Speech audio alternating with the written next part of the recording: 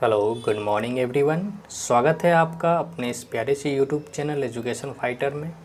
पिछले क्लास में हम लोगों ने पढ़ा था लैंगिक जनन किसे कहते हैं, अलैंगिक जनन किसे कहते हैं, दोनों में क्या क्या अंतर होता है। फिर हम लोगों ने अलैंगिक जनन को 6 भागों में बांटा था। मेरे साथ आप लोग बोलिएगा ताकि आप लोगों का भी रिविज़न हो सके। पहला है विखंडन। विखंडन को इंग्लिश में हम लोगों ने बोला था फिजन। दूसरा मुकुलन। मुकुलन को इंग्लिश में हम लोग बोलते हैं बडिंग। तीसरा विखंडी जनन। विखंडी जनन को इंग्लिश में हम लोग बोलते हैं फ्रेगमेंटेशन। चौथा पुनरुद्भवन। पुनरुद्भवन को हम लोग बोलते हैं रीजनरेशन। पांचवा बीजाणु जनन। बीजाणु जनन को हम लोग इंग्लिश में बोलते हैं स्पोर फॉर्मेशन। छठा और आखिरी कायिक प्रवर्धन। कायिक प्रवर्धन को हम लोग इंग्लिश में बोलते हैं वेजिटेटिव प्रोपेगेशन। यहाँ तक बात हम लोगों की हो गई थी। आज के क्लास में हम लोग देखने वाले हैं विखंडी जनन क्या होता है, मुकुलन क्या होता है, पुनरुद्भवन क्या होता है, बीजाणु जनन क्या होता है। 6 भागों को हम लोग पूरा डिटेल में पढ़ेंगे, इसलिए वीडियो को शुरू से अंत तक ज़रूर देखिएगा। यहाँ से कई सारे क्वेश्चन आपके एग्ज़ाम में पूछा जा सकता है ये 6 भागों से, इसीलिए आज का क्लास बहुत ज़्यादा इम्पोर्टेंट है, तो वीडियो को पूरा आपको देखना है। सबसे पहले समझेंगे हम लोग विखंडन को, तो हेडिंग डालिए विखंडन। विखंडन को इंग्लिश में हम लोग फिजन कहते हैं, तो समझते हैं विखंडन को। ये एक कोशिका है और ये इसका केंद्रक है। विखंडन में जीव अपने कोशिका को 2 या 2 से अधिक भागों में बांट लेता है, इसी को हम लोग विखंडन कहते हैं। क्या बोला मैंने? विखंडन में जीव अपने कोशिका को 2 या 2 से अधिक भागों में बांट लेता है। ठीक है, अब आप लोग ध्यान से सुनना। अगर कोशिका अपने आप को 2 भागों में बांट लेता है तो उसे हम लोग द्विखंडन कहेंगे। द्विखंडन किस में देखने को मिलेगा? युग्लिना में, पैरामीशियम में, और भी बहुत सारे जीव हैं, पर हम लोगों को सिर्फ 2 याद रखना है। ठीक है, अगर कोशिका अपने को 2 से अधिक भागों में बांट लेता है तो उसे हम लोग बहुखंडन कहेंगे। जैसे अमीबा में बहुखंडन देखने को मिलेगा, प्लाज्मोडियम में बहुखंडन देखने को मिलेगा। तो आपको सिर्फ 2 एग्जाम्पल याद रखने हैं, ज़्यादा हम लोगों को नहीं याद रखना है। यहाँ तक क्लियर है सबको? अब स्टार लगाकर एक पॉइंट लिखना। विखंडन जो है वो केवल एकल कोशिकीय जीवों में देखने को मिलेगा। क्या स्टार लगाना है आप लोगों को? विखंडन जो है वो केवल एकल कोशिकीय जीवों में देखने को मिलेगा। ठीक है, यहाँ तक क्लियर है सबको? अगर आपको कोई डाउट है तो आप कमेंट सेक्शन में पूछ सकते हैं, निश्चित रूप से आपका डाउट को क्लियर किया जाएगा। चलिए अब हम लोग दूसरा देखते हैं। दूसरा है मुकुलन। मुकुलन को इंग्लिश में हम लोग कहते हैं बडिंग। मुकुलन में क्या होता है, जो मातृ जीव होता है, जनक जीव होता है, उसके ऊपर एक कलिका का निर्माण होने लगता है। ये कलिका कुछ समय के लिए जनक के ऊपर ही वृद्धि करता है, खाता पीता और मस्त रहता है। धीरे धीरे जब ये बड़ा हो जाता है, फिर कुछ समय के बाद ये खुद को अपने जनक से अलग करके पूर्ण जीव का निर्माण करता है। ठीक है, तो ये मुकुलन में होता है। अब एक बात ध्यान रखना आप लोग, इस पूरे जगत में मात्र एक ऐसा प्राणी है जो एकल कोशिकीय है, बाकी सारे के सारे कवक जो है वो बहुकोशीय है। समझ में आया सबको? इसको आप लोगों को याद रखना है। क्या याद रखना है? पूरे कवक जगत में इष्ट एक ऐसा प्राणी है जो एकल कोशिकीय है, बाकी सारे के सारे कवक जो है वो कैसे होते हैं? बहुकोशिकीय होते हैं। याद रहेगा सबको? हाँ या ना? चलो समझो मुकुलन को। मान लो कि ये एक इष्ट है। क्या है ये? एक इष्ट है। इसमें जो केंद्रक है वो दुगुना हो जाता है, आधा भाग इसमें चला जाता है और आधा भाग यहीं रहता है। इस संरचना को हम लोग क्या कहते हैं? मुकुल कहते हैं या कलिका बोलते हैं। अब ये यहाँ पर वृद्धि करेगा, वृद्धि करने के बाद ये अपने जनक से अलग हो जाएगा, और जब ये अलग हो जाएगा, जैसे इसको पोषणीय पदार्थ और अनुकूल परिस्थिति मिलेगा, ये वापस से इष्ट बना देगा। इसी पूरी प्रक्रिया को हम लोग क्या कहते हैं? मुकुलन बोलते हैं। एग्जाम्पल देखो इसका। इसका एग्जाम्पल है इष्ट और हाइड्रा। इष्ट में तो मैंने आपको बताया कि कैसे मुकुलन बनता है। दूसरा इसका एग्जाम्पल है हाइड्रा। हम लोग 2 एग्जाम्पल देख रहे हैं, तो यहाँ तक क्लियर है सबको? चलो अब हम लोग नेक्स्ट चलते हैं। अब हम लोग तीसरा देखने वाले हैं विखंडी जनन। बहुत से बच्चे विखंडन और विखंडी जनन में कन्फ्यूज रहते हैं। तो चलिए इस कन्फ्यूजन को हम लोग आज दूर करते हैं। विखंडन जो है एक कोशीय जीवों में मिलता है और विखंडी जनन बहुकोशिकीय जीवों में मिलता है। याद रहेगा दोनों में क्या डिफरेंस है। विखंडन जो है वो एक कोशिकीय जीवों में मिलता है और विखंडी जनन जो है ये बहुकोशिकीय जीवों में मिलता है। आपको डायग्राम से समझाता हूँ। चलिए ये डायग्राम किसका है, क्या आप लोगों को पता है? ज़रा याद करो, आपने इस डायग्राम को पहले कहीं देखा है? याद आ रहा है? कुछ बच्चे पहचान पा रहे होंगे और कुछ बच्चे बिल्कुल नहीं पहचान पा रहे होंगे। आप लोगों ने 11th बायोलॉजी में एक चैप्टर पढ़ा था, पादप जगत। क्या तुम्हें याद है? याद है कि नहीं? कोई बात नहीं याद है तो याद दिलाता हूँ। उस पादप जगत में जब हम लोगों ने वर्गीकरण किया था तो उसमें एक किंगडम आया था, थाइलोफाइट। कौन सा किंगडम आया था? थाइलोफाइट। थाइलोफाइट में शैवाल को रखा गया था। 3 प्रकार के शैवाल को रखा था कि नहीं हम लोगों ने? कौन कौन से 3 प्रकार के शैवाल? पहला है हरीश शैवाल, दूसरा है भूरी शैवाल और तीसरा है लाल शैवाल। इन 3 शैवालों में सबसे विकसित शैवाल जो है वो है हरीश शैवाल।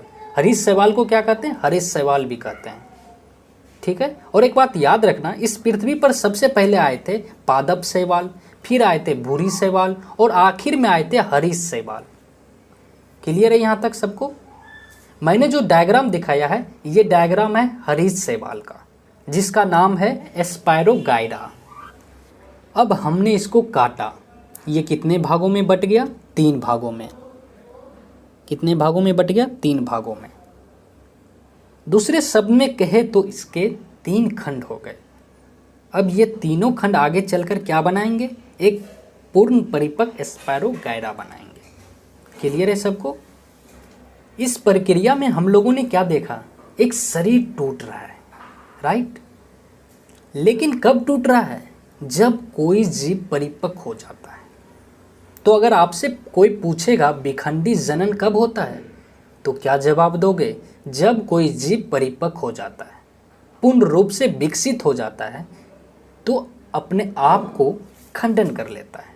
क्या कर लेता है? खंडन कर लेता है, तोड़ लेता है, और वो खंडन आपस में विकसित होकर एक नया जीव का निर्माण करता है। अब इसका एग्जाम्पल देखो। इसका एग्जाम्पल है स्पायरोगाइरा। दूसरा जो है यूलोथ्रिक्स। दूसरा क्या है? यूलोथ्रिक्स। अगला हम लोग पढ़ने वाले हैं पुनरुद्भवन। कुछ लोग पुनरुद्भवन और विखंडी जनन को एक ही मानते हैं, जबकि ऐसा नहीं है। दोनों में अंतर है। क्या अंतर है? विखंडी जनन कब होता है? जब कोई जीव पूर्ण रूप से विकसित हो जाता है, पर पुनरुद्भवन कभी भी हो सकता है, चाहे जीव विकसित हो या अविकसित हो, कभी भी हो सकता है पुनरुद्भवन। क्लियर है सबको? चलो, पुनरुद्भवन क्या है? जब किसी जीव का कटा हुआ भाग वापस से निर्मित हो जाता है या बन जाता है, उसे हम लोग क्या कहते हैं? पुनरुद्भवन कहते हैं। यहाँ से एक अच्छा क्वेश्चन बनता है, सबसे ज़्यादा पुनरुद्भवन की क्षमता इस पृथ्वी पर कौन सी जीव में मिलती है? तो आपको याद रखना है, सबसे ज़्यादा पुनरुद्भवन की क्षमता प्लेनेरिया में मिलती है। किस में मिलती है? प्लेनेरिया में। याद रहेगा सबको? बिल्कुल आपको याद रखना है। दूसरा जो क्वेश्चन बनता है, मनुष्य के शरीर में ऐसा कौन सा अंग है जिसके अंदर अधिकतम पुनरुद्भवन की क्षमता मिलती है? तो ध्यान से सुनना, हमारे शरीर में अधिकतम पुनरुद्भवन की क्षमता यकृत यानी लीवर में मिलता है। किस में मिलता है भाई? लीवर में। लीवर तो सबको पता है, हिंदी में इसको यकृत कहते हैं।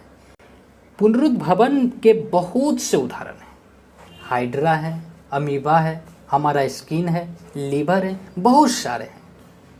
लीवर सबसे बड़ी ग्रंथि है हमारे शरीर का, पता है कि नहीं आप लोगों को? ऐसा नहीं है कि अगर आप लीवर को 2 भागों में काट दो तो हमारा काम चल जाएगा, बिल्कुल नहीं चलेगा काम, है ना? ये है कि अधिकतम पुनरुद्भवन उसमें देखने को मिलता है। तो ऐसा नहीं है कि आप काट दो और 2-3 दिन में फिर वापस आ जाएगा। जी बिल्कुल भी नहीं, ऐसा नहीं होता है। पुनरुद्भवन समझ में आया सबको? जब कोई जीव का कटा हुआ भाग वापस आ जाए या कटे हुए भाग से पूरा जीव बन जाए तो उसे हम लोग क्या कहते हैं? पुनरुद्भवन कहते हैं। 2 उदाहरण आपको याद रखना है, प्लेनेरिया और यकृत यानी लीवर। ठीक है, अब देखो पुनरुद्भवन दो तरीके से होता है, या तो पूरा शरीर बन जाए या कटे हुए भाग वापस से आ जाए। क्लियर है? तो दो तरीके से पुनरुद्भवन होता है। एक तो आपका अगर शरीर कट गया, टूट गया, तो वो वापस आ जाएगा। शरीर नहीं, अंग शरीर टूट गया तो कट गया तो फिर बचोगे ही नहीं। तो यहाँ तक क्लियर है सबको? चलो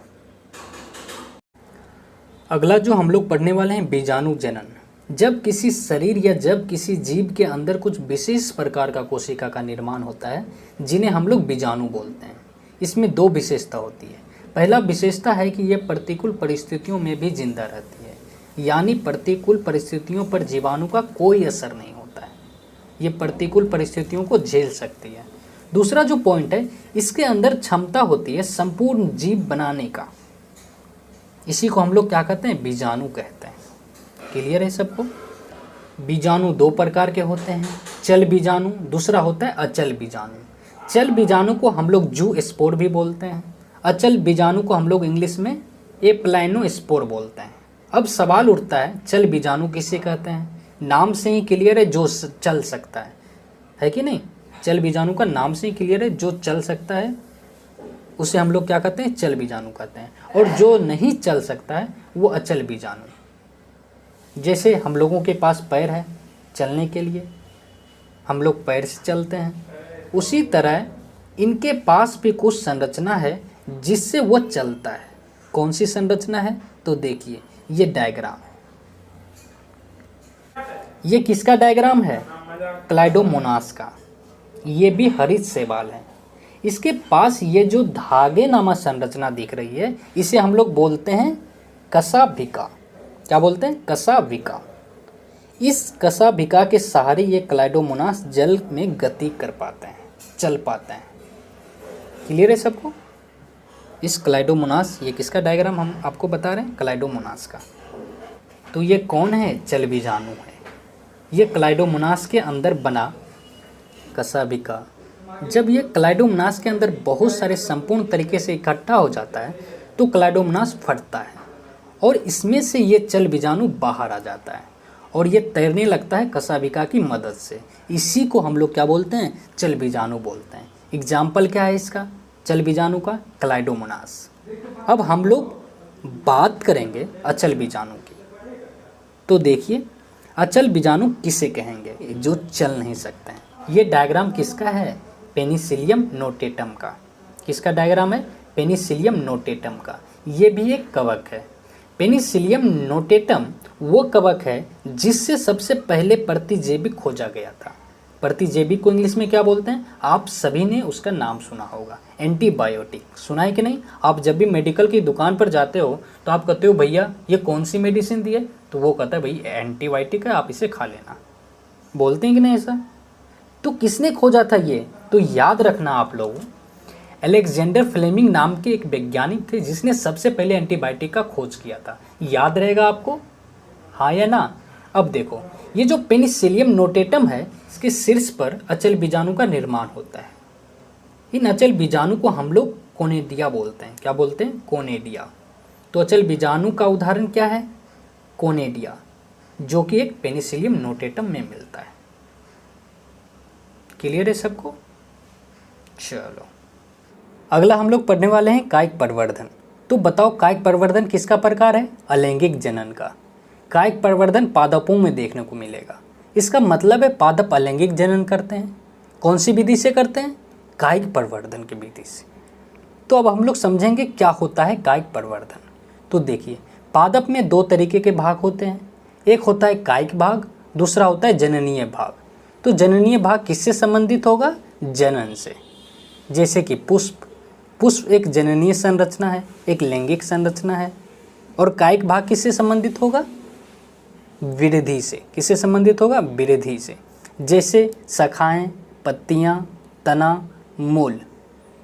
लेकिन पादपों के कुछ शाखाएं, पत्तियां, तना और मूल पर इन पर कुछ कलिका पाई जाती है जिन्हें कि हम लोग अपस्थानिक कलिका बोलते हैं या कक्षस्थ कलिका बोलते हैं। क्या बोलते हैं? अपस्थानिक कलिका बोलते हैं या कक्षस्थ कलिका बोलती है।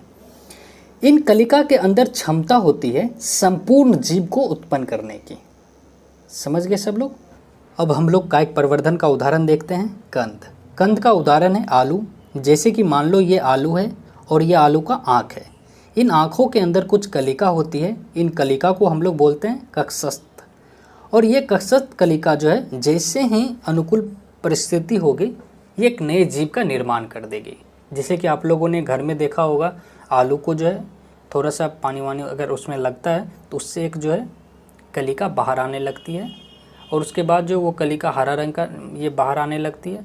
उसके बाद एक नए आलू का उससे एक नए आलू का निर्माण हो जाता है। तो इसी को हम लोग क्या कहते हैं? कायिक प्रवर्धन कहते हैं। तो एक बात बताओ, आलू तना है या मूल है? क्या है? आलू एक तना है और शकरकंद मूल होता है। तो आज का क्लास ये था हम लोगों का। आज के क्लास में हम लोगों ने देखा अलैंगिक जनन के 6 प्रकार को, अच्छे से डिटेल में पढ़ा। उम्मीद है कि आपको पूरा आज का क्लास समझ में आया होगा। तो इसी तरह के एजुकेशनल वीडियो के लिए हमारे YouTube चैनल को ज़रूर सब्सक्राइब करें और अपने दोस्तों के साथ भी शेयर करें ताकि उन्हें भी इनका लाभ मिल सके। Thank you so much for watching this video.